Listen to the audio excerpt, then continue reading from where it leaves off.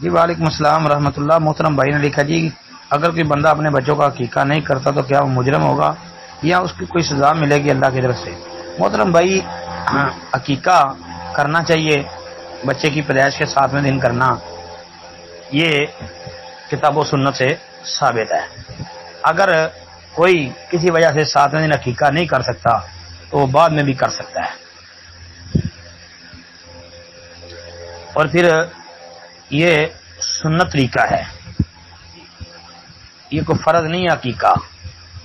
کچھ لوگ جو ہیں وہ بہت سختی کرتے ہیں کہ یہ فرض ہے. اگر تو انسان کے پاس وسائل ہیں تو پھر تو وہ عقیقہ کرے.